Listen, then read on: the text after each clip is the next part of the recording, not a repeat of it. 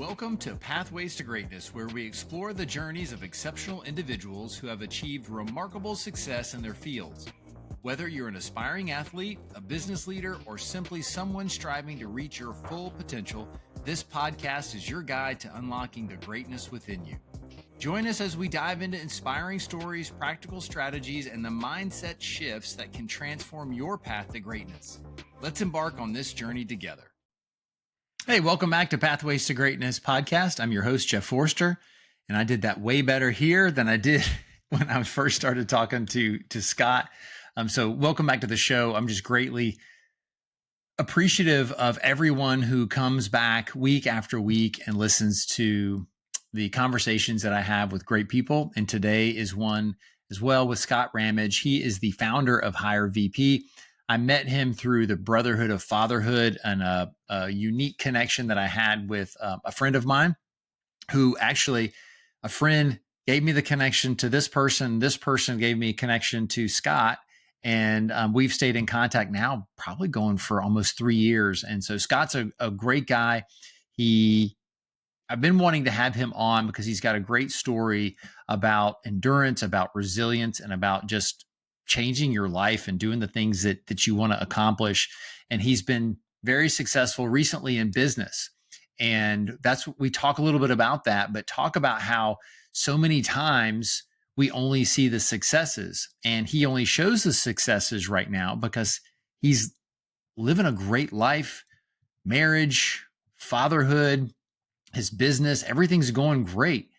And he learned from someone else is that sometimes people don't realize that you're not an overnight success. There's been a lot of work, a lot of trials, a lot of failures, things that have gotten you to this point in your life, and they only see this. And so be sure to stay authentic and vulnerable with others so that way they understand is that this hasn't always been true. And I would also challenge the listeners when you see people and you see their highlight reels, as Scott and I talk about on Instagram, is know that there's not always highlight reels. There are lows to every high, and everybody has them. And so don't get caught up in comparison. Don't get caught up in thinking that their life is always great and then not being willing to say, hey, look, I want this, but I don't want that part of their life. You can't pick and choose. It's one or the other if you walk in someone's shoes. So anyways, I won't continue on, but this conversation with Scott Rammage is fantastic. Enjoy it. And ladies and gentlemen, Scott Rammage. Hey, welcome back to Pathways to Greatness podcast. I'm so excited that I don't even know the name of my own podcast. Anyways, I'm Jeff, your host. And today we have Scott Rammage, and I'm very excited about this one. I know we've been he had me on his podcast several times, and then I've been wanting to have you on here, and you've been super busy, and it's been a lot of fun. And that's one of the main reasons why I wanted to bring you on today. So Scott, thank you for joining me. Yeah, thank you. And you know what? A podcast is always going to be awesome when at the beginning something goes wrong because it's like out of the system, right?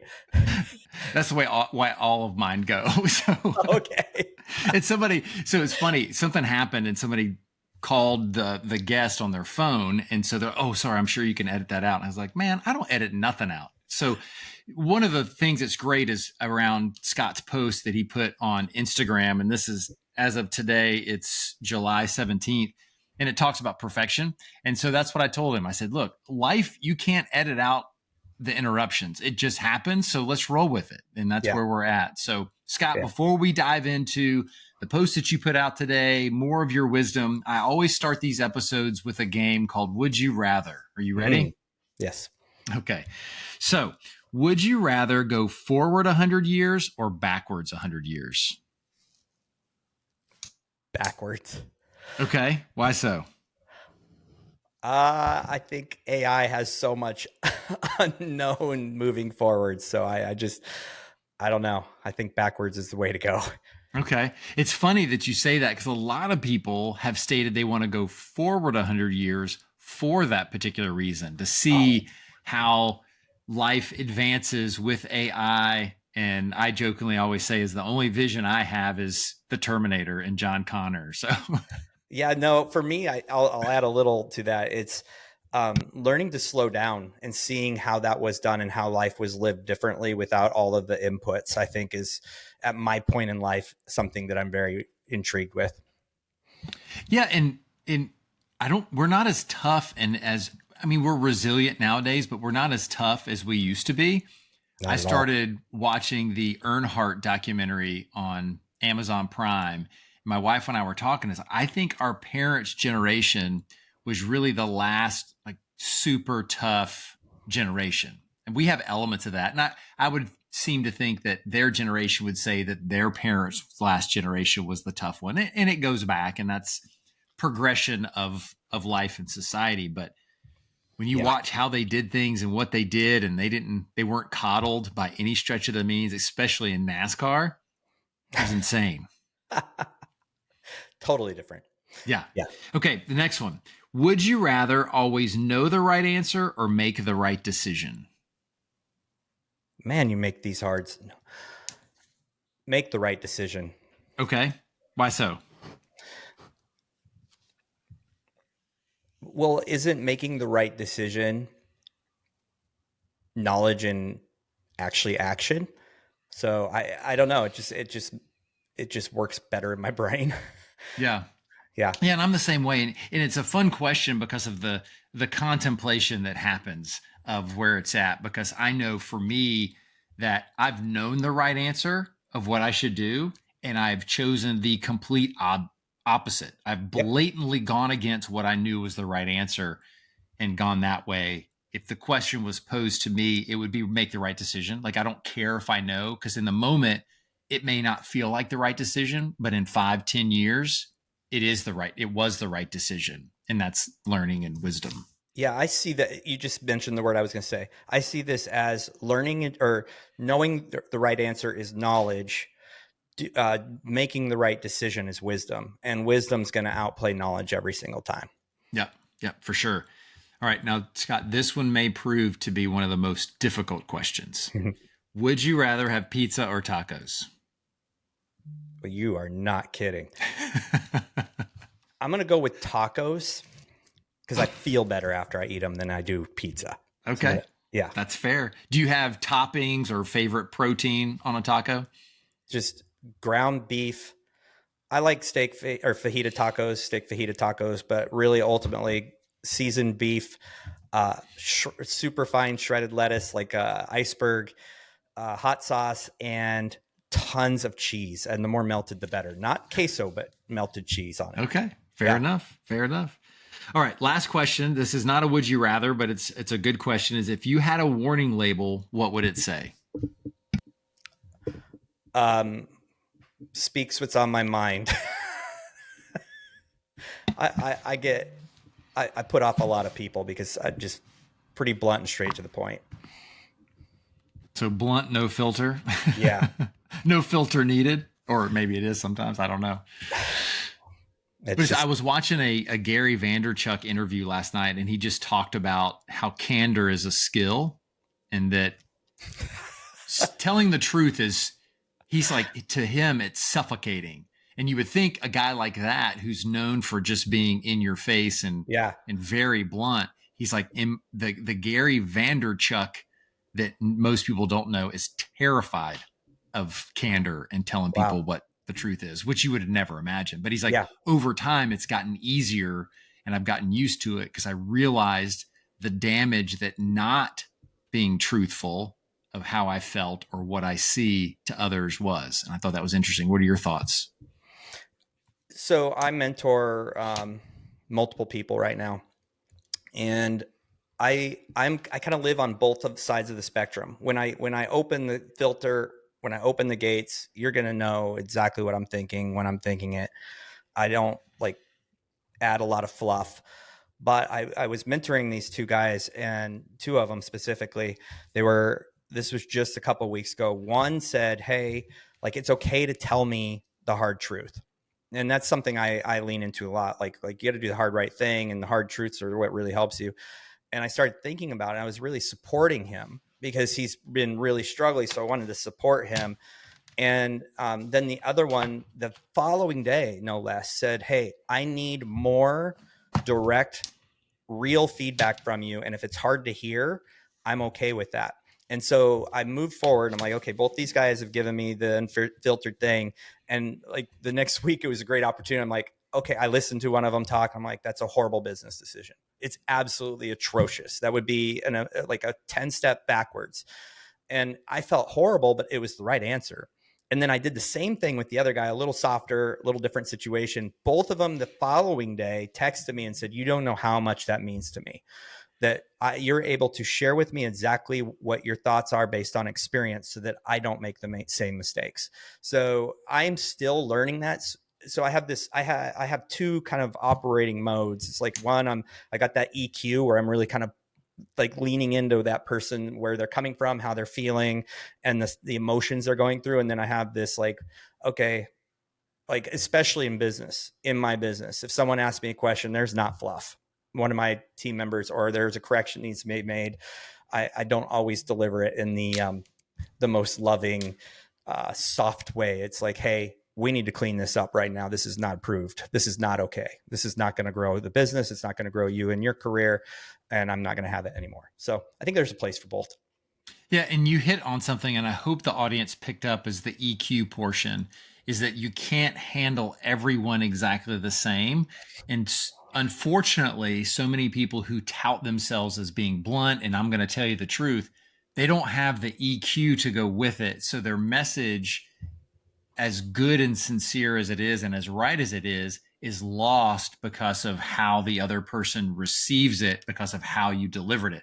That's not a them problem. That's an us problem from a communication standpoint. Very true. And I think I've taken that for granted. I had multiple people over the last month. It's so funny how these patterns happen. Message me and say, you have a very high EQ. One of them's, I'm a client. I hired this guy to do some stuff. He's like, wow, you have a very high EQ to pick that up. And then one of my operations directors, like, your EQ is very high, and this is why it works in this situation. I'm like, I've never even thought of it. So these themes come up, I'm like, I just like to try and cue into what's going on. And I'm not going to beat somebody who's down. That's one of those things. But when it does come to telling the truth, I typically don't really sugarcoat it. Sure. And it's good because you receive that way as well. Like, Yeah. you want people to be truthful. I have a really good friend that is the same way, and people are off put because he's very truthful. The challenge is that he goes, I want you to do the same. And if you're not doing that to me, then I'm actually upset with you because you're not giving me the things that I need, because I'm 100% going to give you what you need. So a lot of people just can't take that as well. And one of the things that I've started to learn as I've gotten older, because I don't like conflict. So that usually I avoid having those conversations with candor and truth. But it's just look at everything as data. Remove the emotion from it. This is just Scott is sharing data with me that I need to listen to and then act upon solely as data, not as Scott saying I'm a bad person, I'm stupid, I'm dumb. Now, I may be thinking those things in my head, but that's not what you're saying. There's a big difference between the story we tell ourselves in our mind and the truth. And those narratives that we carry are very powerful, can be in a negative way and a positive way. So in a story about this, last week, I have a gentleman I'm paying to do some very high level work in my company. And I pay him by the month. It's a monthly retainer.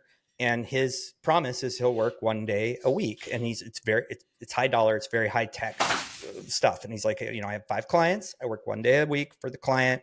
We make fast progress because I'm good at what I do. Well, we're on a call and he just drops, I'm going to be gone this week, so you're not going to see any progress. And I just paid him. He was like hitting me up for the bill, and I paid him the day before. And then the next day he's like, hey, by the way, I'm going to be gone. And I just let that sit there and stir in my head, right? I'm like, wait a minute. What? I just paid you. This is a lot of money. And so I sat there and it kept popping back into my head and popping back into my head. And I just, all right, what's the hard right thing to do? The hard right thing to do is to communicate with him. So I when I'm talking with someone directly and it's in conflict, I have a very hard time like really assessing what I want to say next and being real to what I'm thinking. It's just, I've learned this about myself. So I picked up my phone and did a selfie video. And I just said, hey man, like, okay, we've made massive progress. I love what's going on. Here's something that's in my head right now. And I thought it's only fair to get it out to you. And I walked down like, I just paid you. You were pushing me for this payment. And then you tell me you're going to be gone and you're based on 1 day a week. And now I've got only 3 days for the next month. And we're in a crunch to get everything done. I said, and like, look, I don't need any friction between us. This is working really good and I need this to move forward. And he messaged me back and just said that, thank you so much. I did not communicate. I worked half a day yesterday, which happened to be a Sunday, worked half a day yesterday, made massive progress. And then this coming Saturday, I'm going to fill in that other half a day because I'm so committed to this. And I'd already had that planned and I just did not communicate it. And then he asked what prompted me to say that, because he said most people wouldn't do that. They would just be mad. I said, well, it's better for us to share what's going on because most of the time we create narratives that aren't true. We take it in a completely different direction. And I didn't want to go down that path and cause more stress for myself and then a problem down the road. And so I think that's the hard right thing to do in that situation is first uncover the fact that if we're experiencing tension, a lot of that is probably a self-driven story that's out of control instead of just absolute facts. And so the only way to really address that is straight on. I tell the story of the American bison all the time. They move and turn straight into a storm. This is why my very first and only tattoo is of a bison, is because that has served me so well because I am a master storyteller in my own head. Oh yeah, I'm brilliant. Master. And so, I mean, like I have books and books and books of crazy stories. I've told myself, I'm working on a book now and it's hard to get one out, but the stories I have in my head that I've created are fantastic. And they're all mostly derived on lies and misconceptions. Yeah. And so this is where I've kind of like, in my age, I'm a little older, I've been able to kind of like make this turn and be like, no, I'm just going to do the uncomfortable thing right now because typically it's a much easier path. Yeah, for sure. And I'm with you, is that the stories that we tell ourselves, we believe, but if anybody said them to us, we're like, you're just absolutely insane. Why would you even, say that? But yeah, I get it. I totally get it. So thank you for that. And that's a great tee up to what we're going to talk about today. But Scott, what I wanted to find out from you is I started Pathways to Greatness podcast about 3 years ago for the sole purpose is bringing people on like yourself, one, to provide the insight that everybody has a different definition of greatness. I believe that they're similar, but each one is unique to the individual. The other part is the pathway is not straight whatsoever. It is. I've not met one person that it's A to B and it's a straight line. Here we go. It's ups and downs, twists and turns, like the hikes that we've been on. As beautiful as it may be, there are moments that can be scary and questionable, and you may turn an ankle, you may fall. There's a lot of things that can happen. But ultimately, I just want people to learn resilience and understand that they just have to keep going. I don't want people to quit. I want them to persevere. So with all that being said, Scott, what would you say your definition of greatness is? I think greatness, one, is stepping into what God's plan is for us on a very high level of understanding deeply what our purpose is here. But I want to kind of rewind a little bit, and I talk about this a lot, so you may have heard this personally before, but I really believe that resilience is an incredibly important thing. But Dan Sullivan, who runs an organization called Strategic Coach, and it's for entrepreneurs, he I don't know if he coined it, but he talks a lot about the term anti-fragile. And so I believe that true people who kind of are moving towards their greatness become anti-fragile. So resilience is things hit you, it doesn't knock you off your course. Anti-fragile is things hit you, you take in that information and you recorrect your course.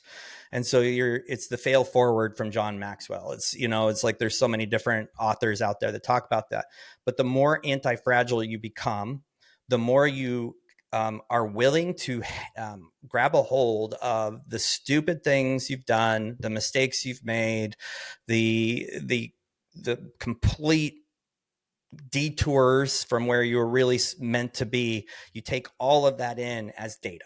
And so we're taking all these data points and going, everything I've done, every mistake I've made, every war path or path of destruction I've created, I can use to move towards being the person God has created me to move towards that greatness that I was designed for.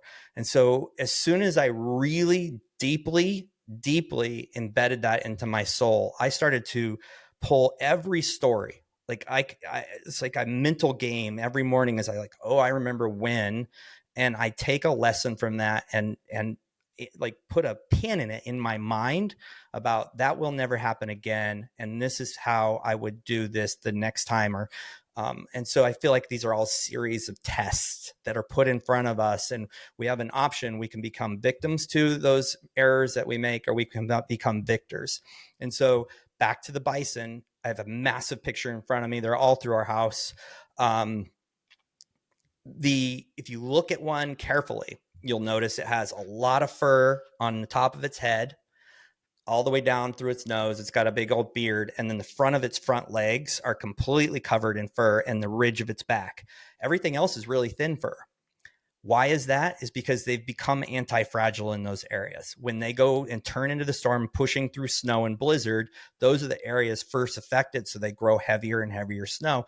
That is exactly what we do with time. Is we become wise. We become wise because we're developing these layers of experience, and we're not taking that as like, woe is me, my life sucks, which we've all seen those people, right? And there's a lot of them right now.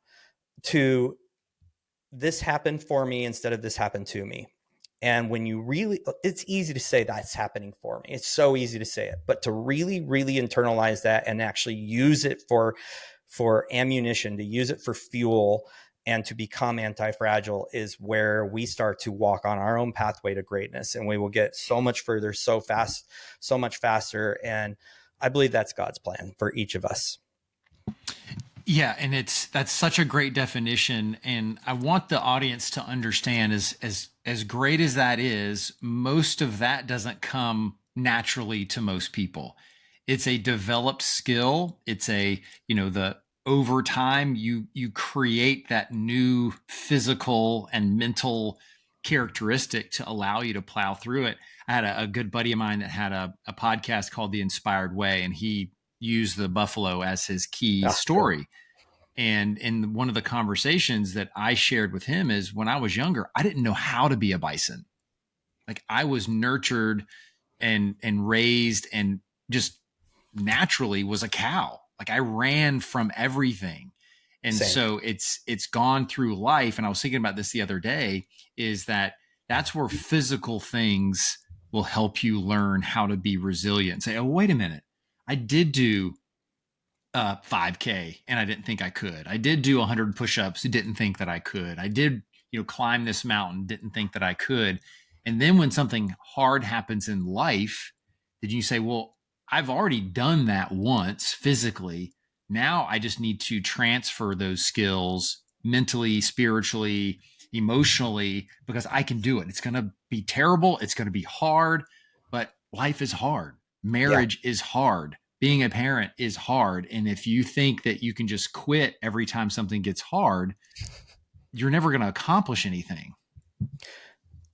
So I love that you bring up doing physically hard things, because I think a lot of people have heard that message and they turn into, and they do 75 hard, and then they go and they create these habits and processes and things where they're doing cold plunges every day, and they're going out like I did today. I did 2 rucks back to back. One was a run with a weighted pack, right? It's hard. It's really hard. And in Texas heat, and humidity, it's ridiculous. But a lot of people get stuck there. I'm doing hard things, and then that becomes their easy path. And so you'll see people, and I've seen this, I know a few, I could say their names, is all of their energy is on doing hard physical things. And now it's become the way to avoid the hard emotional things. So you look at David Goggins and he talks about being hard. Well, that guy has never gotten past the hard physical. He's never stepped into the hard emotional. I mean, maybe he would argue with me, or a huge David Goggins fan would argue with me, but I would say no. That guy's, he's just fighting his demons every single day by trying to avoid it, by inciting physical pain and endurance and struggle on himself. And so there's a lot of the mini, like micro examples of that. So check yourself. If you're really proud of yourself for doing cold plunges every day, because cold plunges, I don't think they ever get easier, or doing, really hard things, and you're like, man, I'm awesome. Well, check yourself, check your ego. Have you done that on the emotional, relational side as well? Very, very good. Thank you. So everybody, this is Scott Rammage. I know that we're now 22 minutes into this and I haven't really introduced you, but he's the founder of Hire VP. We met through another friend. He pulled me into some Brotherhood of Fatherhood events that he had.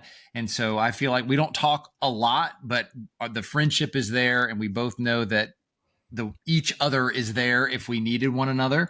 And he's been putting some things out recently that's really good. So Scott, what is your Instagram and Facebook? Because I want to just interrupt in the middle so people will follow you. Yeah, super simple. Scott Rammage, and Ramage is like damage, but with 2 M's and a D at the beginning. Those are the best. Scott Rammage on Facebook, Scott Rammage on Instagram. Everything I do lives in those areas. All right, perfect. So what he shared, and actually, I know I mentioned at the beginning, is a post today, and it was talking about it's easy to assume social media is just a highlight reel. And maybe when people scroll past my posts, they think I'm only sharing the wins or the good days. But the truth is, I've lived long enough to have earned some perspective. I've made mistakes, big ones. I've lost people, battled through hard seasons in marriage, taken wrong turns in business, and made decisions that taught me more than any success ever could. I'm a firm believer in that, Scott, is that you learn more in the failures than you ever would in successes. It hurts more, but most people don't sit down after they have a blowout victory and go, how did I accomplish that? And they say, well, success leaves clues. But the problem is we get lazy with success and we don't look for the clues. But time has a way of teaching you what no shortcut ever will. What might look like highlights now is often the result of years of course correction, pain, and learning the hard way. I'm just not interested in staying stuck in regret or seeing what's broken. That's not hiding, it's growth. I'm not going to continue to read it because it's a really good post. And so what I would say is so many people see the success that you've had recently and they think, well, Scott's successful. I want to do that. I want to be that. They don't know even just the past 2 or 3 years of Scott and how he's what you've had to do to get there. So when you're mentoring and talking to people and they see, well, I want this and this is what I want to desire. How do you help them understand that this comes with that? And there's more to the story. Yeah, that's such a big question, and it's not easy to get ahead, to get in alignment. So before I approach that, I want to approach why I wrote that post. One of my mentors told me, he's like, you're sharing too much good stuff. I was like, but my life's awesome. He's like, yeah, but eventually one of your clients is going to think you're living too good. So therefore you're charging too much, which we all know isn't the truth. They're going to think you're not working hard or haven't worked hard for what you have. He's like, this is society.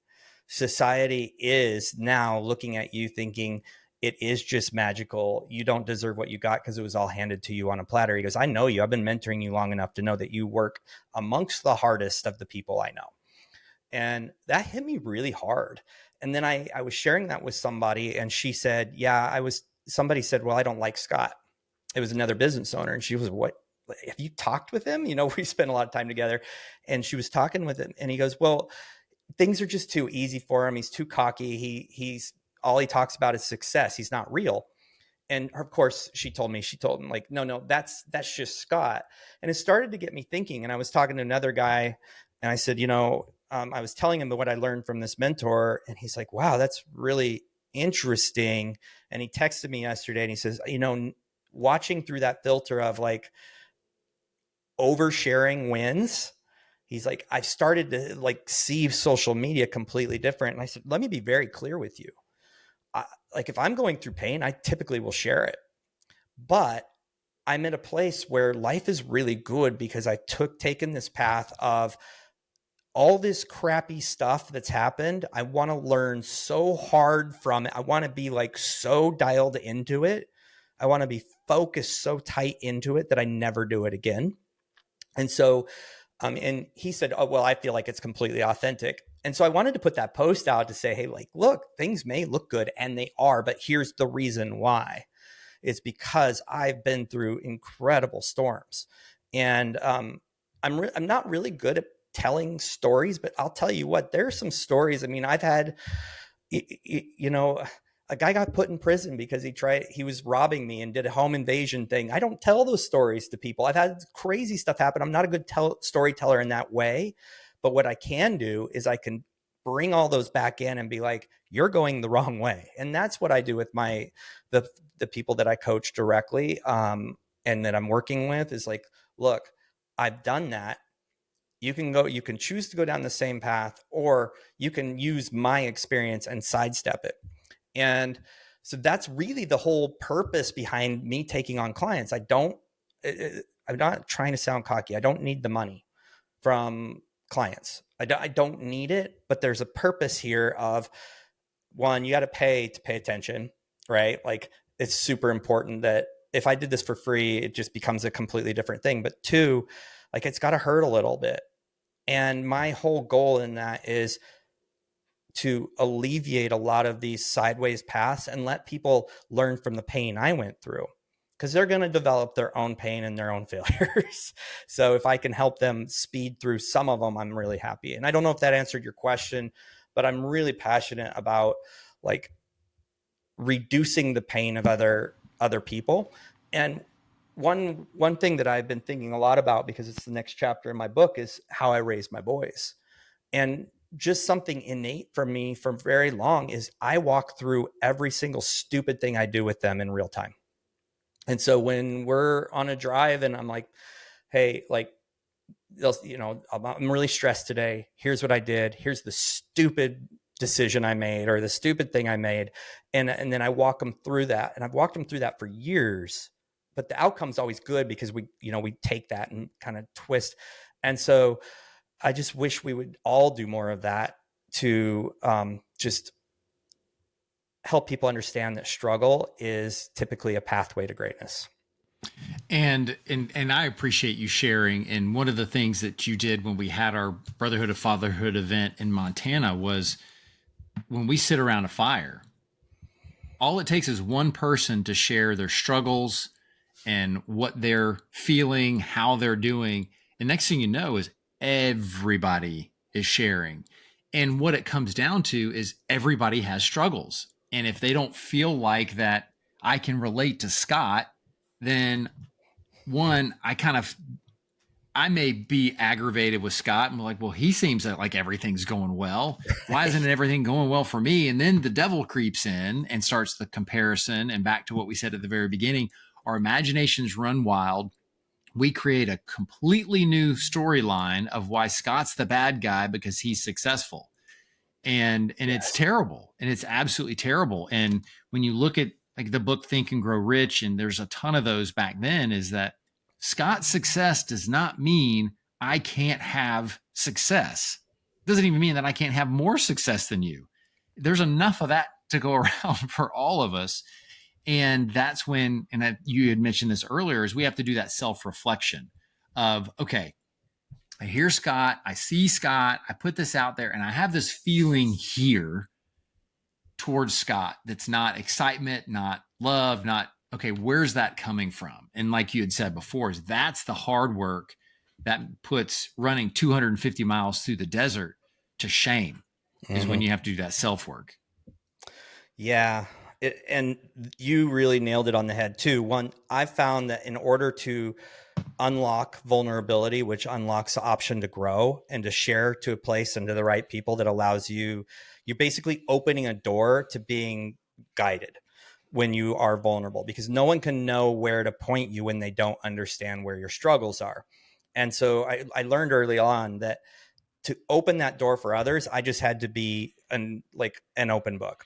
And that's hard. And it's hard to be. That guy could turn around and reach out to somebody and hurt me using that. And there's risks, there's inherent risks in that. And, I've been burned for it. But when we get in the right room, when we surround ourselves with the right people, in order to create that environment, somebody's got to break through, and they gotta be able to say, here I am. This is who I am. This is how flawed I am, and this is what I'm going through right now. And I remember it just basically, it's like a dominoes start to fall, right? And it's like, then at the end of the whole thing, I'm like, man, my struggles are nothing compared to everybody else's, right? And everyone's probably thinking that, like, wow, my struggles aren't anything compared. I'd take what I have over that, is mostly the narratives we're telling ourselves. Once we really open up and hear what's going on.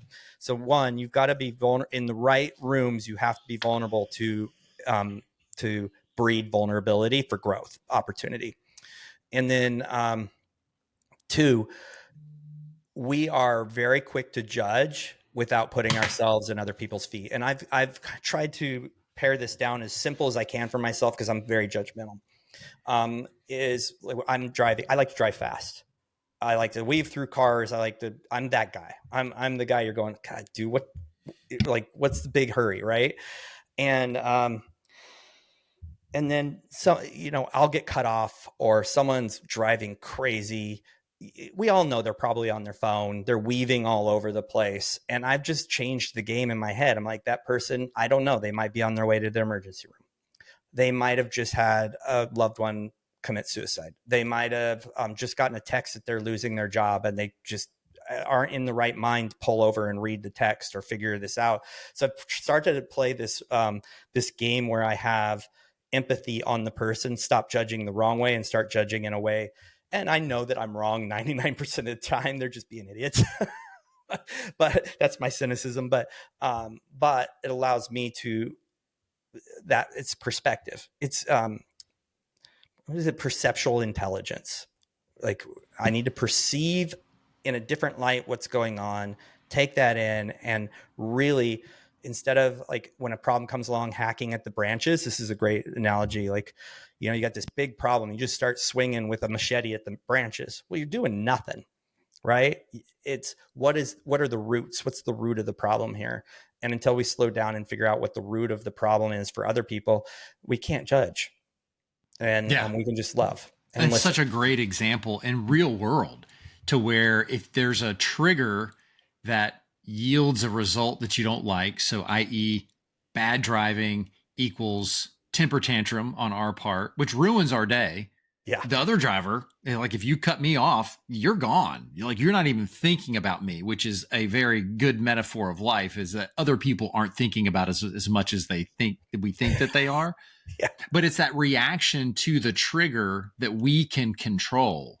So like you said, is that you have that ability to go, you know what, maybe they're having a bad day, or you know what, maybe they didn't have someone show them how to drive, or you pray and say, I pray that they do not ruin anybody else's day because they run them off the road or do something like that. I coached this gentleman, and we were talking about, he's in landscaping, and this goes along with his story. That's why I want to share this, because we both laughed, is that he's in landscaping. And so he was weed eating.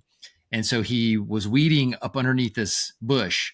Well, somebody in this neighborhood had been throwing their poop bags underneath this bush. So he's like, I stick that weed eater under that bush. And he's like, next thing I know is I'm covered in dog poop. He's like, it's everywhere, on my pants, on the weed eater, on my shirt. And he's like, at first, he's like, I got absolutely furious.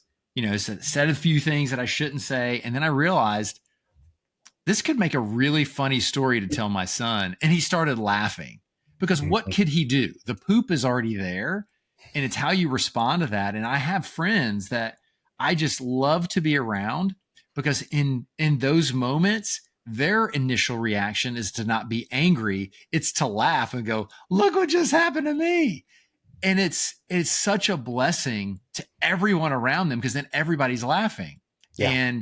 But if you're mad and you're cursing, then everybody's afraid and then they run away, versus embracing you and having a great story to tell. So I wanted to share that, because what Scott had said is so important for us to understand and to take heart, because we can control that. And one of the other things that you'd shared about, being open and vulnerable, one of the things that I had learned is also just being authentic. You don't have to give every nitty gritty detail to tell your story, to have the impact, to open doors for people.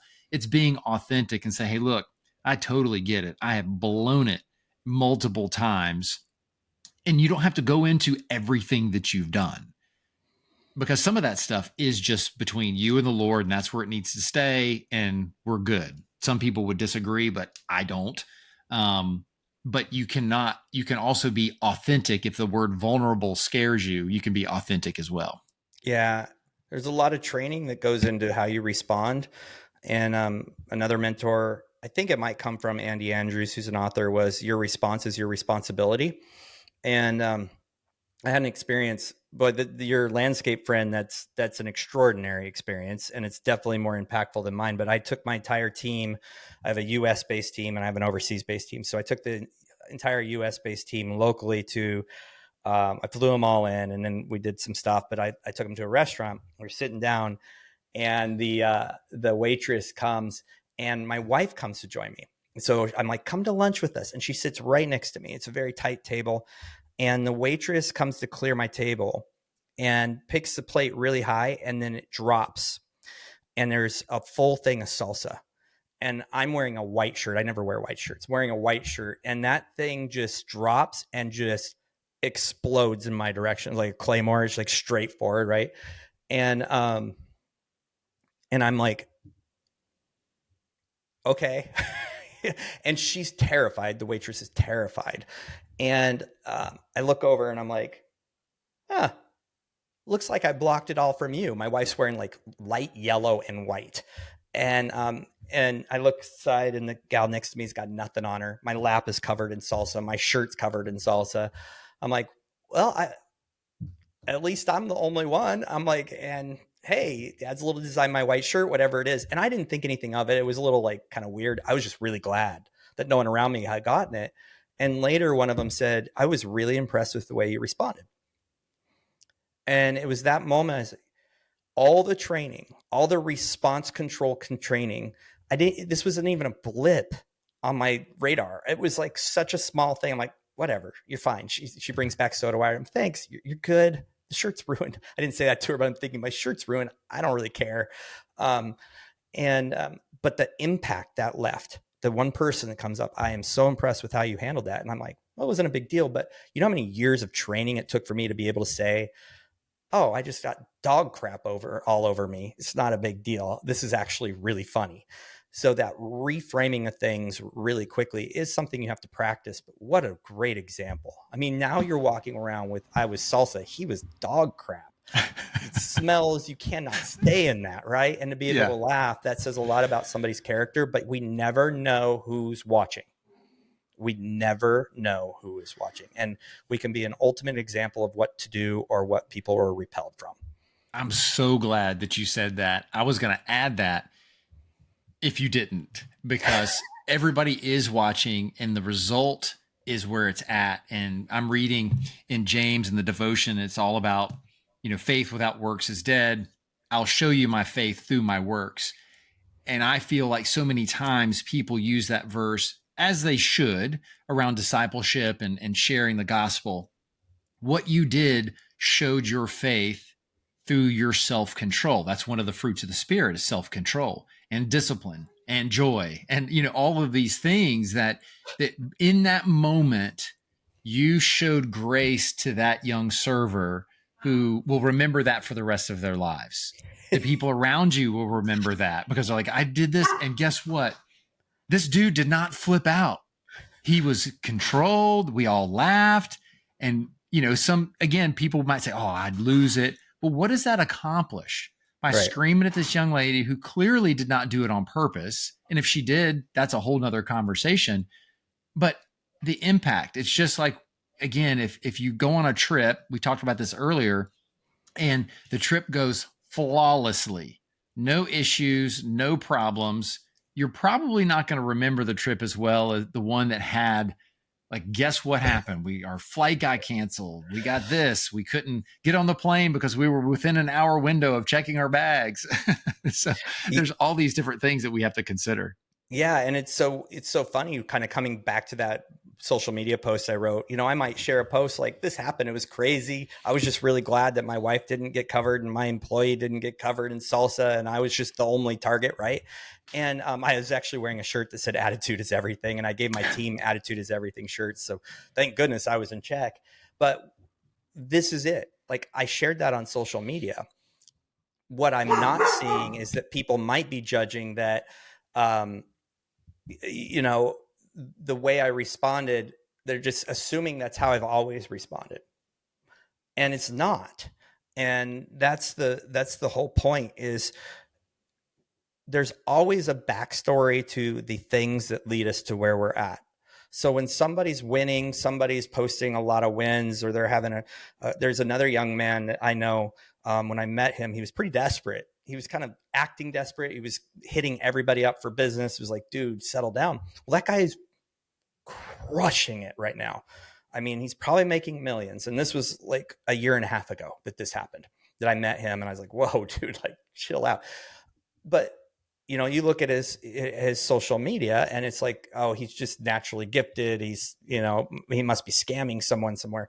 But what we don't see is all the pain, the hurt, and the struggle that I know, because I met him in those times, of what happens. And so this is such a regular message, and it's kind of beat over and over again. But we cannot live our lives by someone else's highlight reel, because my highlight reel happens to just be my life, but it's only this late. I'm 52 years old.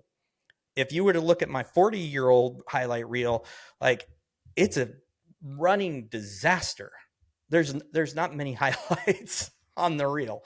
And so that whole saying that comparison is the thief of joy. Well, what I would say is, find somebody who's gone through it and is in the place you want to be, and latch onto them. And this is why mentors and coaches, be careful with coaches. You coach, but be careful with coaches. Do your due diligence, but find a good one. And your ROI, because it's always expensive. Your ROI, it's not expensive at all.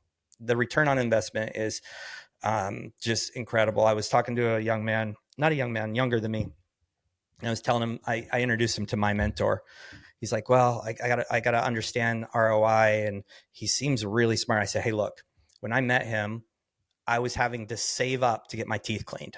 That was a conversation we had. He's like, what's the current stress? I'm like, I need to get my teeth fixed. I don't have the money. He's like, well, what's the worst case scenario? How much it's going to cost? I said, $3,000. It's really, really tough. He reminds me all the time now. This is just like a year and a half ago. Remember when it was hard for you to get $3,000? And then he tells me, since then, you've put X amount in the bank, extra on what you're paying yourself, and the shortcut to a lot of things for me in the last year and a half, 2 years, 3 years, is paying people to help me. They've done it all, and they've been in those really bad places, and they're giving me perspective while I'm going through it. So this isn't a message to go hire somebody, but if it's something that you've thought about, then it's definitely something you should think about. It's not an expense. It's an opportunity. And what you said earlier was paying attention to what you pay for. All of the things that Scott's probably being taught through his mentors, he could find on YouTube. Absolutely. But it's are you going to do it? And you can hire all the coaches. You can listen to all the podcasts. You can say amen to everything that we're talking about on this episode. But if you don't put it into practice, it's absolutely useless. You've actually wasted your time to feel good by listening to this podcast if you don't take anything that we shared today and put it into play, which goes back to what we talked about in James, is it's action. The faith that this is going to help you is shown through the works of you doing it. I had a gentleman on my podcast when this comes out, it'll be several episodes before Dan Britton, and he talked about going to therapy, and he was seeing his therapist, and the gentleman was like, you know what, Dan, you're different. He's like, well, I don't want to be different. I don't want to continue to stand out and always be different. And he's like, well, you're different because you do everything that I ask you to do. He's like, what do you mean? He's like, that shouldn't make me different. He's like, oh, it makes you really different. He goes, but I pay you. So whatever you tell me to do, I'm going to do. He goes, so many people come to me just to say things, but never try to get over them. And so hopefully the message that is resonating today through the post that Scott put up, through the conversation that we're having, is you have to put things into action. You have to look for areas that you need to develop and then develop them. Yeah. So with all that being said, Scott, I know you're extremely busy and you've carved out this time for me today. What would be something you'd like to leave the audience with? I think that the message you just shared was really cool.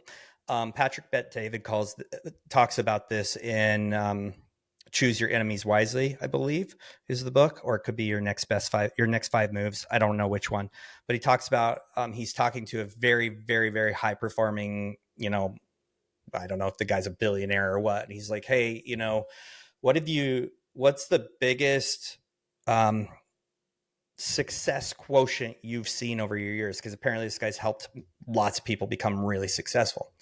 He said, if you want to be successful in business or anything, find someone who's where you want to be, who's gone through it before, and do what they say with urgency. He's the differentiation between people who succeed quickly and, have overnight success is those who take it and do it with urgency.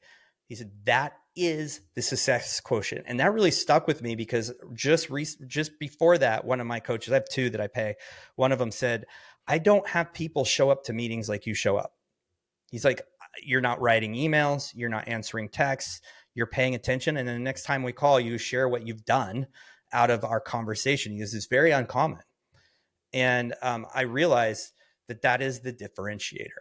And, this coach that I hired 2.5 years or 2 years ago, whatever it was, like you look at me then and you look at me now, it's me not going, oh, I don't know if that will work or not. It's just being, wow, that sounds a little weird. You want me to tone down my social media? You want me to, do this thing that seems not right to me? I just do it. And I think that's the message, is get the right counsel and just do it, and do it with urgency and learn from others. You don't have to do every mistake yourself. And then create time in your day. This is something we didn't talk about, but I create time in my day for very extreme reflection. Where did I go wrong? Where did I go right? What advice did I follow? What advice did I not follow? And how would I change it moving forward? And so that has served me very well. Do you do that in the morning for the previous day? I do it in the morning for the previous day. Yeah. Because it's my prayer time. And I'm like, I request for wisdom and that I will overcome those errors and become better. And it's that 1% better every day thing. It just seems so small, but it's so huge. After a year, that growth is massive. Yeah. It's setting intention. It's not running away from it. It's facing the storm head on, which again is one of Scott's messages. Scott, thank you. I really appreciate today. Hopefully we will do this again. I'll try to get into your schedule as well. But most importantly, is how can people find and follow you? Yeah, it's Facebook is my main thing, but it all goes to Instagram as well. So Scott Rammage. You can learn about my business through there. There's connections through there. You can learn about, you can go back to brotherhood of fatherhood stuff. I have a few masterminds I run for business owners, but it's just Facebook and Instagram is the absolute best place. And it's Scott Rammage, SCOTT. And then Ramage is like damage, but with an R and 2 M's, not 1 M. There you go. Well, I'll put all that in the show notes. If you look, I don't know how many people look at the show notes, but they're there anyways if you need it. But Scott, hang on just 1 second. But I'm greatly thankful that you did this today. So ladies and gentlemen, Scott Rammage. Thanks for joining us on the Pathways to Greatness podcast. We hope that today's conversation inspired you to take steps towards your own greatness. Remember, every journey starts with a single step.